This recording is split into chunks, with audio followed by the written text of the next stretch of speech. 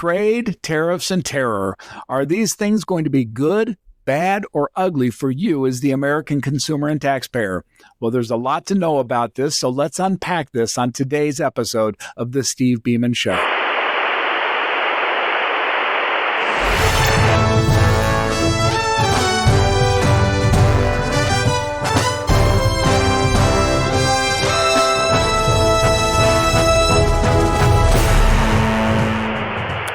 Well, welcome once again to this episode of the Steve Beaman Show, where we cover everything relevant to your life. We're working with the community on this program to empower and enlighten people on the truth of what's really going on. I know we had a lot of good conversations in prior episodes about the economy and what's happening there. And as a follow-up to some of those questions, we're going to cover today on trade and tariffs and what it really means. But I want to begin the program by talking about what's going on in today's markets. This is hugely relevant to you because you have a 401k or a retirement program, or maybe you're a private investor. And you look at the markets today, the S&P, the Dow, the NASDAQ, and all of the other measures you could look at have been just, tanking. And that's not a good thing to see. And it's true across the board. We're seeing it globally. We're seeing it in crypto. We're seeing it everywhere. And the reason for that simply is that investors are worried about inflation. And they're worried about that because the inflation numbers for the last month came in at 2.8%, which is a little bit higher than anybody wanted. And tied to that, and this was the big one, the Michigan Confidence Index. And I don't know if you're familiar with that, but the University of Michigan puts out what's called its Confidence Index. And this is a little thing that measures the confidence of the American public. When Trump got elected, it went through the roof. Everybody felt euphoric and happy and just things are great. Well, now in the last month, that came from 64 down to 57. That's a significant drop in confidence. And so what it tells you is that people are looking at the economy, they're looking at the trade and the tariffs especially, and they're saying, ooh, is this going to be good or bad? And now they're leaning a little bit more toward the fear and the bad. Well, we're going to look at whether or not that's a true thing to be worried about. But clearly, the markets today are reacting in that. And again, this goes whether you're in Japan or you're in China, you're in Europe or you're here. We're seeing it across the board in the markets. The Dow is down, I think, almost 2% today, 1.6, 1.7%. That's a significant decline. But let's keep perspective on it. I think the number is that about once a year, the market drops by 10%. About every 2 years, it drops by 20%. And I think the numbers every 3 years, it drops by 30. So the point is you see swings in the market up and down. The key to being an investor is to have a long view on it. And we're going to talk about that in future episodes. But you want to make sure you don't get sidetracked by a bad day in the markets because you know what could happen? Tomorrow, one of these tariff situations gets resolved, and all of a sudden, boom, the markets are going to go sky high again. So it's informational. It's something you should be aware of, but I wouldn't be too worried about it. The other thing that kind of played into today is Russia came out and rejected Trump's initial process for peace in Ukraine. That's got people a little bit worried. Obviously, that's a bad and ugly situation. It's been massively expensive in treasure and massively expensive in life. The question is, how can we bring it to an end? And I think it's up to the Russians. Clearly, the Trump administration wants peace. The Ukrainians want peace. They've come out and shown some willingness toward that. Europe doesn't want this any more than anybody else. So it's going to have to come down to Vladimir and his guys saying, okay, we're willing to accept some concessions to have peace. It's in their interest. They don't have the resources to continue this fight, and nobody wants it to escalate beyond where it is. Not that I think it will. But I think, they're just playing that game out a little longer. So we have a lot that kind of came to blend in today that just took the confidence level down, took the inflation up, and now you've got investors reacting to it. So that's a quick overview of it. If you have questions on the markets or how they're behaving, please write to questions@stevebeamanshow.com, and we'll see if we can't get those. And we'll do future episodes on the actual markets and how you can improve your investment criteria. But I want to kind of, as we go into the meat of today and go into our segment of learning, I want to talk heavily about tariffs today. We hear so much about this, and you and I have talked about it. I got a lot of questions about it, and I have a lot of issues about the economy and how it ties into tariffs. Last time when we got together, I made a comment and I said something like 70% of the jobs last year were created by government. It's a true statement, but it's not the whole truth. The whole truth is that number includes government, education, and healthcare. So where I consider those to be non-necessarily productive aspects of the economy, they're very necessary, but they don't add to the capital base. So last year was a trend we don't want to see. Today, about 65% of all jobs are private sector, 35% government, and that shows you that trend. We don't want to see that because we need the private sector to boom in order to give the economic strength that we need for jobs and the growth that we want to see. So let's talk about tariffs. And I want to go back, as all that economic stuff goes back to the history of how we got where we are. So let's go back to 1950 real quick. We'd come out of World War II. And as any of you who've studied history, and again, I wasn't there, I'm learning this from the books and from the people I talked to who were there. But as you come out of World War II, the U.S. was way the dominant force in the world. And I'll give you a statistic on that. If you look at the GDP of the United States in 1950, it was about $290 billion. That was greater than all other countries combined. Think about that. The United States was bigger than everybody else combined. And that's because Europe was decimated by war. The Far East was decimated by war. As the colonial system became unraveled, the Indias of the world hadn't come up yet. The African countries hadn't come up yet. So the U.S. was kind of left alone in an extraordinarily dominant position. So we started to create programs in which we could transfer American wealth to Europe, to Asia, to these other countries. And that's when you start to see the idea of trade deficits and trade relations transitioning around. We were the biggest guy on the block. We were fighting against the Soviet Union, and we wanted to make sure everybody was on board with the American engine. Now, interestingly, we're seeing that same kind of mentality now with China. Their Belt and Road Initiative that was launched a few years ago is actively going out to the world, much as the U.S. did in 1950, saying, be part of the Chinese train. We're going to bring you on board with us. Well, that's a real concern, and we're going to talk again a lot about that. But I want to go forward and let you watch how the progression of the economy has changed, and then we're going to talk about trade and tariffs. So in 1950, we're clearly the big guy. By 1960, the U.S. economy had grown to $520 billion, so we almost doubled. We were 88% of the top 10 GDPs at that point. So I'm not going to look at everybody because there's 200 countries. There's a lot of little detail. But in the top 10, we were 88% of the top 10. The second player in 1960 was the Soviet Union, coming in at about 142 billion. Now, that's a questionable number because we were never sure of what the Soviets reported, but we're going to take it. It's a UN number, CIA number, so I'm going to trust it. They were roughly 27% as big as the United States, so they were the number two. Go forward now to 1980. So let's jump 20 years. The U.S. had grown to 2.8 trillion, so a nice growth. The Soviet Union had grown to 1.2 trillion, so they were now 42% as big as the U.S. So notice that gap. The U.S. went from being, the Soviet Union was 27%, now they're 50% as big. And in terms of the top 10, you had about 5.6 trillion, so the U.S. was now about 50% of the total global economy, or at least of the top 10. So notice again the trend. We're growing, but everybody else is growing too. And that was by intent. We were trying, outside of the Soviet thing, we were trying to help the other countries grow. So we had trade policy that favored those other nations. And that was a big boom for them. Let's go to the year 2000. So jump another 20 years. The U.S. economy had grown to 10.3 trillion. So again, nice growth in the United States. We, at that point, were about 73% of the total top 10 economies. So if you can see from 1980 to 2000, we'd actually grown more dominant. And that's largely the 1990s that you see come in with the technological explosion. That really was a big deal. And by the year 2000, the next player wasn't the Soviet Union anymore. They'd gone away in 1990. And I do remember that.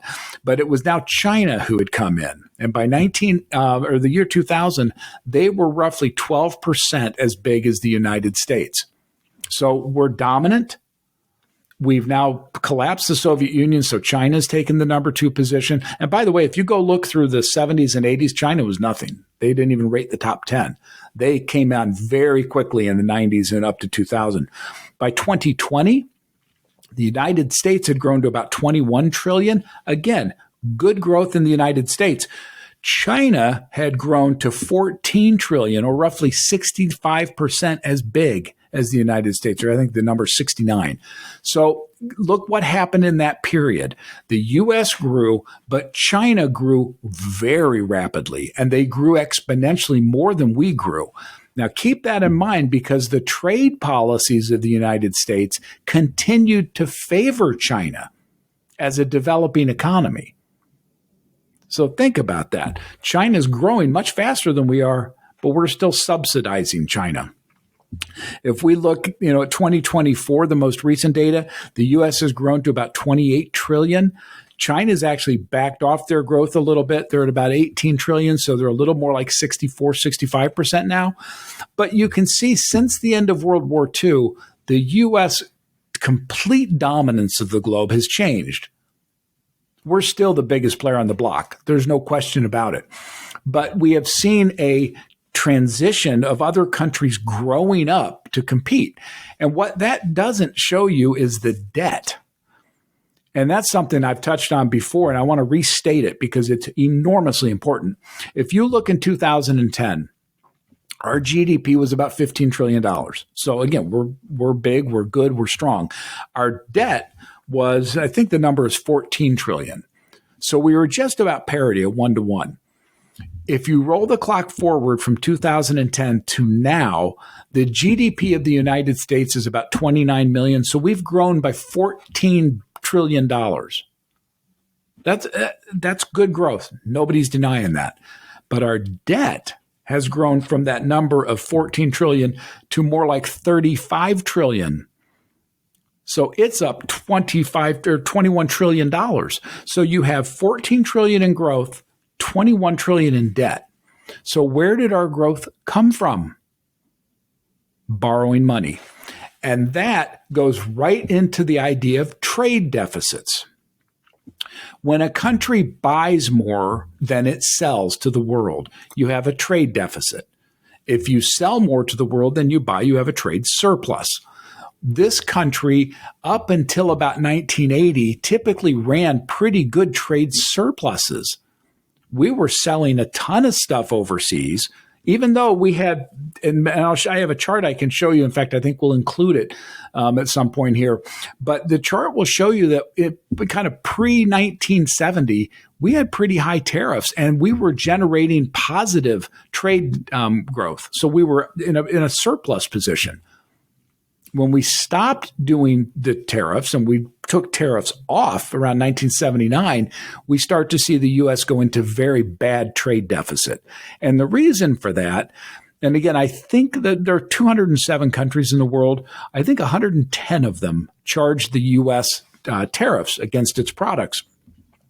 And if you go down, I've got some specific numbers that I want to share with you on that, because if we look at average tariff rates, if we look at China, for example, when we sell a car into China, they are charging us 25% tariffs. So a car that costs $10,000 in the U.S. costs $12,500 in China. Now, in some countries, and I forget which one it is, I'll have to look it up. One of the countries charges us a 100% tariff. I mean, Japan's got massive tariffs on our stuff. So the point is, these other countries are charging us tariffs right now. The European Union, if you look at our agricultural products, they're tariffing the United States 20 to 50% of our value. So a bushel of corn is 50% more expensive in Europe. Now, why do they all do that? They do it to protect their own industries. They do it to protect their own employment. China has used tariffs against the world very successfully to force businesses into China. Okay, what's this resulted in? The U.S. today has, in the globe itself, a total global view, about a $1.1 trillion trade deficit. And what that means in English, we are transferring 1.1 trillion of our money into the world's pockets. Now, take that back in the history that I was talking about. When we were far and away the biggest player on the block, and we were the most economically sound player, and we had all the power, for us to transfer wealth was prudent. We had the money to give it away. We're no longer in that position. As I showed you with the debt numbers, we're growing, but it's because we're borrowing money. And if you look at the U.S. fiscal situation, which we've talked about before, we're bringing in, what is it, 3 trillion, 4 trillion in taxes, but we're spending 2 trillion more than that. So we're borrowing $2 trillion a year more every year to keep the wheels on the bus. And go look where the money's coming from. And bear with me, I get questions that come in at stevebeaman.com. And I'm excited to share this stuff with you because the U.S. business community needs some of these tariffs because we've got to bring the manufacturing sectors and the business sectors back to the United States. So what Trump is doing in theory, and again, we'll talk about, because I've been on radio and talked about, I hope he's right, but the jury's out and it's going to take a while to know. But what he's doing to China, to Europe, to Canada, Mexico, is saying, I'm going to come at you with the same types of tariffs you're doing to us. Just as you protect your businesses, we're going to do it to protect ours. And so we're going to raise the cost of you importing goods to the United States. Now, empirically, that's inflationary. Prices can go up. But as we've discussed, there's an awful lot of the business community globally that's coming in now to the United States. I think the number we talked about in prior episodes was $3 trillion of new capital. That's coming in from companies partly in response to Trump's tariffs. He's saying, for example, and you may have heard this, if you buy a car made in America, and how they define that, we're not sure yet, but let's call it made in America, you'll be able to deduct the interest on that loan. Well, that's a benefit of saying buy American. And it's not just a platitude. It's not just a feel good. It's not just an issue about, whether we think or don't think it's good to be American. This is an economic reality. We have 300 million people in this country, about 180, 200 million of them actively seek employment or are employed. We need to make sure we have jobs for those people to keep the economy going. And the way to do that is to bring those companies back. So the Trump tariffs are designed, some of it is what I'll call an ancillary reason, and that's to reduce fentanyl and some of these dangerous things coming in. I get it, and I'm glad he's penalizing them if they don't get their cards right or get their play right. But right now, if we look at this ability of the U.S. to say, okay, we're no longer alone at the top of the mountain. We have more debt than any of you. We're struggling with that debt. We need to bring home business to the United States. We now have to say, as you have done to us, we're going to tariff your goods coming in to protect American industries. Now, the risk of this is that it won't work. The risk is that you'll get a trade war. And that's part of what's playing out in the markets today. So clearly, that's not a good thing. But a lot of it's negotiation. And what Trump's doing is if you read his book, The Art of a Deal, you'll learn this about him. He throws out the big discussion and then backs down from it. So I think my opinion is what he's doing is threatening tariffs, especially with Canada and Mexico. He's threatening tariffs. Whether they really come out or not and happen, I'm not sure. I think at the heart of it, the U.S. administration, and I hope they are, is a free trade group. And I hope ultimately we get a free trade zone between Canada and us. They don't tariff us. We don't tariff them. I think that's the best that we could ever hope for. The question is, how do you get there? And right now, if we look at Canada, they're tariffing us based on the whole NAFTA thing. They're sending tariffs to us on almost all of our agricultural products. So it costs more for us to sell our agricultural products in Canada than it does here. Well, okay, so we're going to go to them and say, well, if you do that, we're going to do that. We're reacting to it as much as anything. This isn't Trump causing a trade war. Now, you could argue that we could just do the same old we've been doing. But I want to go back to a conversation you and I have had in the past. We're at a point in our economy now where we can't do it the same as we've been doing it. That's a path to destruction. And that's a path we cannot take. This trillions and trillions and trillions of debt we have is significant. And again, go back to what you've heard me talk about. If we look at cutting the budget, Medicare and Medicaid are the big two, Social Security, then interest on the debt. You can't cut that.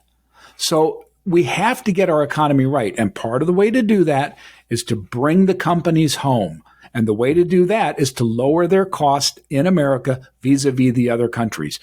Now, go back specifically to China, because I've spoken for 10 years or 15 years now about how China's not our friend. They're not an enemy per se, but they're certainly not our friend. China's in it for China. Very much as you have Make America Great Again, an American focus by the Trump people, China is very much like that, and they always have been. They don't really care about the globe. They care about China. Point being, they have had trade restrictions on U.S. manufactured goods for decades. Now, early on, we allowed them to do it because they were a developing economy. It's in our interest to have economies develop around the world. So we supported the Chinese efforts by letting them put on trade things to us. Today, they're no longer a developing country. Their economy on a raw basis could be bigger than ours in the next 10 years. So why are we giving most favored nation status to China? Why are we giving them the benefits of some of these trade things? We shouldn't. So let's go to them with our farm goods and say, hey, if you're going to tariff our cars and our steel and our manufactured goods, we're going to tariff your food. It's fair. And what Trump's trying to do, and again, I think the jury's out on whether he'll succeed. I hope he does. I don't think it's as easy as it's being played out to be. But what he's trying to do is say, I've got a hammer here, and I'm going to use it. And then hopefully he doesn't have to. And so that's, if you look at the tariffs that we're doing today against Canada, Mexico, China, Europe, all of these things, we're trying to say, let's get more of an adjusted fair trade situation, because since World War II ended, we have had unfair trade to the U.S. And that was okay. We were rebuilding the world, and we really were the leaders of it, and we're just in a position to do it. It's still true that on a GDP basis, we're the big guys, we're the big player in the world. But on an aggregate basis, when you include debt, we're no longer the best off. If you look on a per capita GDP basis and look at income per capita, we're not even close to number one anymore. So we need to be careful that we're not giving legacy treatment to these countries that was justified at one point, no question. But today, in today's economy, is no longer justified. And we've got to get these jobs to come back, because it's the only way we can sustain the economy with the kind of growth we need. I go back to the jobs reports. When you're looking at 66 or 70% of the jobs coming in from government, education, and healthcare, you're not seeing a strong underlying economy. And we can't keep just borrowing money to sustain ourselves. That, again, I want to go back. You'll hear me beat up on this. To grow 14 trillion, but to borrow 21 trillion to do it, who would ever think that's a sustainable way to be? It's not. You and I can't sustain our household budgets like that. We can't sustain a country like that. And I want to talk specifically to the Gen Z folks for a minute. I am an old guy. I get it. But I feel for you. When I grew up, the U.S., and I was a kid in the 60s and 70s, we were still the dominant economic force around the world. We had our house in order. We didn't have a lot of debt. We had very good growth in our manufacturing, our core economies. We were developing the new technologies. We were number one in education around the world. We were the king of the hill. Today, we're I think the number is 17 in education. I mean, that's not good. We're now so loaded with debt that we're spending more on interest on the debt than we do on the military. That's unsustainable. It's never worked in history, and I don't think it'll work here. So if you're a Gen Z or even a late millennial, and you're coming in this and you're saying, wow, I don't feel good about it, there's a reason you don't. That's not an unreasonable position. The world has changed, and not for the good. Now, the question will always be, can you make good of it? Can you turn apples, or make lemons into lemonade or whatever? The answer is yes. And there are ways to do it. There's a lot of new technology that's building that gives opportunities like never before. And I think if you look at this trade, if the $3 trillion that we've talked about does in fact come in, and it's been promised, so the question is, will it actually come in? If that happens and we get a resurgence of American manufacturing in the near term, and I mean next 10 years, that's going to be very strong for our employment growth and therefore our underlying economy.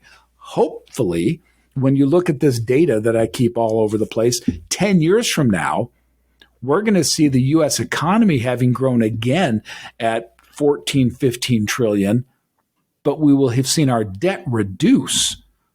And if that happens, then you guys have an incredibly bright future. And the way to get there is possibly these tariffs. It's a way to start. I know people don't like it. I know they feel like it's inflationary, and it is disruptive. There's no question. All I can tell you is I hope that Trump's negotiating tactic here is right, because at the end of the day, the goal is to get others to drop their tariffs against us.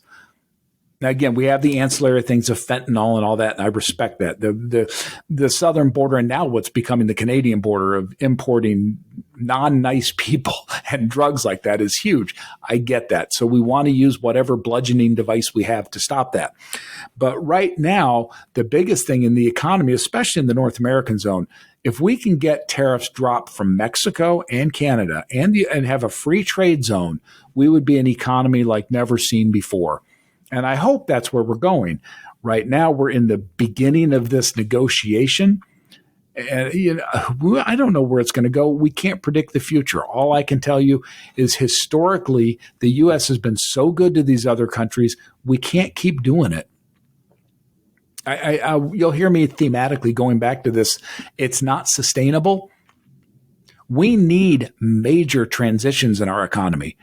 We can't keep living off borrowed money forever. If you want to talk about inflation, we have seen nothing yet. We're looking at 2.8% inflation. If we don't stop this thing pretty quick, you're going to see the value of your dollar so depreciate against imported goods that you're going to see 30, 40% inflation. That's the result of continuing to borrow money and go down this path. I want to hit some basic fundamentals. We have $1 trillion in interest payments today. 1 trillion. Now, if interest rates go up, if they double, then that doubles. Okay. So if we see interest rates run up, that's a death spiral. So what will the response be? Any government, and you can go back historically and look at Greece, Rome, Spain, England, the great empires of the past. When they get in that position, what do? They sell off their hard assets and they print money.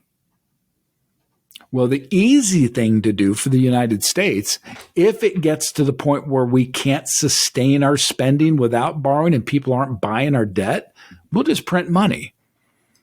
We'll never default on the debt. We'll just print the money. And again, as we've talked, what that will do is take you from especially imported goods and raise that price enormous. That is a tax. That's the worst kind of tax there is. So these tariffs, if we look at putting in tariffs against Canada, against Mexico, against China, against Europe, mostly they're not retaliatory, but they're trying to reset the playing field to say, okay, for 40 years, we've been extra good to you guys. We're going to back down on that a little bit. We're going to have it more normalized. And, if you keep tariffing on us, we're going to come back and tariff you. It's not what I want to see. I'm a free market, open market guy. But I understand very much how it may be necessary at this time to start negotiating hardball with these people. We cannot any longer be the policeman of the world, the funder for the world, the benevolent big brother to the world. I'm digressing completely here, but go look at NATO. NATO was formed at the end of World War II to be a balancing act against the Soviet Union. The Soviet Union, regardless of what you read in today's history books, I can tell you they were on the offensive back then in how they were trying to control with their ideology a dominant position around the world. NATO said, no, we are Europe and the United States. We are together going to say, if you attack us all. And that's because the European states needed the United States. We paid for it. Your tax dollars paid for it. Today, all we're doing to NATO is saying, listen, you got to start covering your fair share. You've had a free ride on the backs of the American taxpayer for 50, 60 years. It's not that we're saying NATO's bad. We're just saying, in effect, we're tired of paying for it. And if you, as an American citizen, aren't tired of paying for it, I don't know what's wrong. How do you not get the message? I mentioned the other day, our debt right now transitions to an individual level because people pay taxes. I'm going to answer a question that I got from somebody recently that ties to this too. People pay taxes. Companies don't pay taxes. People do. Your tax debt right now, so individually, your debt is about $160,000. That's your debt from the U.S. government. If you're a taxpayer, it's like $350,000. So what's happening is you're living on this credit card that's getting bigger and bigger and bigger and bigger. You don't feel it, but it's happening. And I want to go to the specific question that I was asked because somebody said to me, I've been on TV before talking about the statement that corporations do not pay income tax. They don't pay any tax. And I want to stand by that because it relates to this. When you start to look and say, well, our budget deficit exists only because we don't tax the businesses enough. Okay, let me stop you for a second. Do you think any corporation really pays tax? And if you answer yes, I want you to think about it. A company builds a product, they sell it for $1. And on that sold dollar, they make 10 cents. So you come in and you say, well, we're the government. We think it's important that you pay us 30% tax. So now that $1 sale, which had a 10-cent profit, now only has a 70-cent profit. So you say, well, the tax was 30%. No, what happens is the company says, I need to make the dollar, so I'm going to raise the price. So they raise the price to $1.10 or whatever the number would be, so that when you net out the tax, they're still making $1. They pass on the tax to you. That's always happened. It always will. It's the way economically it works. So we can talk about taxing Apple and taxing these big companies and taxing their wealth. All we're doing is raising our own prices. It's hugely inflationary.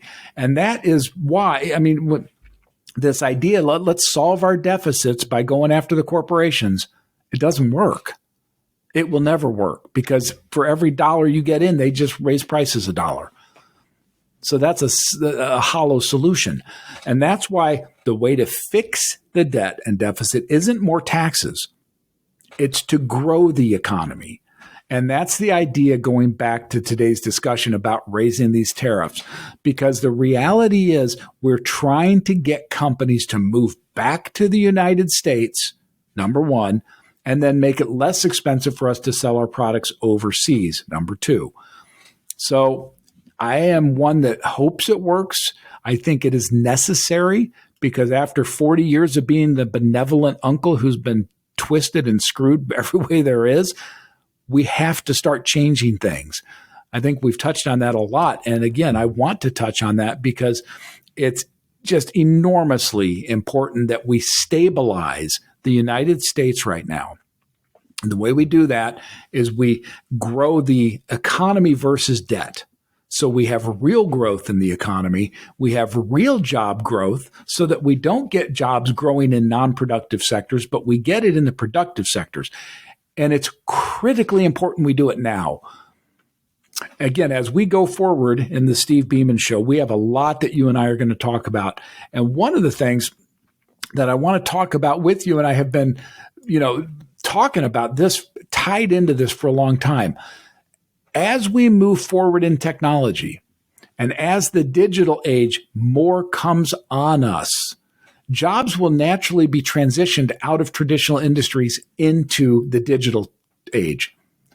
Now, that's going to be interesting because I've written a couple of books here, and one of them just came out, but it discusses the idea that the digital economy will be an idea economy, which means you make money from having a better idea than the next person. That's really hard.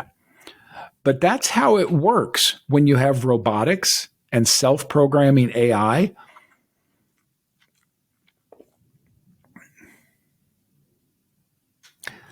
So this is the kind of stuff we need to do.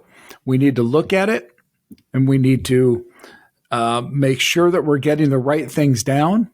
We need to have these discussions so that we become more empowered with the knowledge of what's going on in the world. And as we go in the future and future episodes of the show, we're going to talk about tariffs. We're going to talk about trade. We're going to talk about taxes. We'll talk about things. I want to talk in one of these about very much talking even about DOGE. What does that really mean? What does it really do to you? Are these tax cuts or these spending cuts bad? Are we really gutting the government? Well, we'll talk about that. But all of the discussion is toward a positive move forward for you and me. It's not political in nature. It's very much policy in nature. So I want you to stay with me on these. Send your questions into questions at stevebeamanshow.com. We are anxious to meet you and talk with you over our social media outlets. We want to answer your questions. We want to be there for you. And we want to be your resource to go for real knowledge for real people. I thank you for joining us today, and I'll take questions now. If I can get questions from our site, I'm going to go ahead and see if we have any further questions to ask. I had one that came in, and again, this is another one tied to the corporate taxes, but I want to restate, corporations do not pay taxes. They simply pass on the tax as a cost of production. That's been true forever, and that will always be true. So no, corporate taxes cannot fix it. And then we get comments from people, and I don't even like to make fun of it, but I had a comment from one person who wrote me and said, well, if we have $275 billion that we need to fix poverty in this country, and Elon Musk is worth $275 billion, why can't we just sell his stock and take care of the impoverished people? Well, they didn't do their math right. If you did that, every person would get $1. So no, that doesn't work. We can't just tax our way through the super wealthy to it either. In fact, if you take the top 10 wealthy people and take all of their money, I think it supports the government for about 6 months. And then what do you do? Because the bad news about rich people is you can be jealous of them real easy because they're rich. The good news is they tend to be good allocators of capital. We need to have good allocation of capital, not squandered capital like we're seeing all through Washington. So I want to thank you for joining me today. Again, visit with me on social media, whether it's Facebook or Instagram or any of them. We look forward to it. And send your questions to questions@stevebeamanshow.com. I'm Steve Beaman, and I enjoy it, and I look forward to speaking with you again.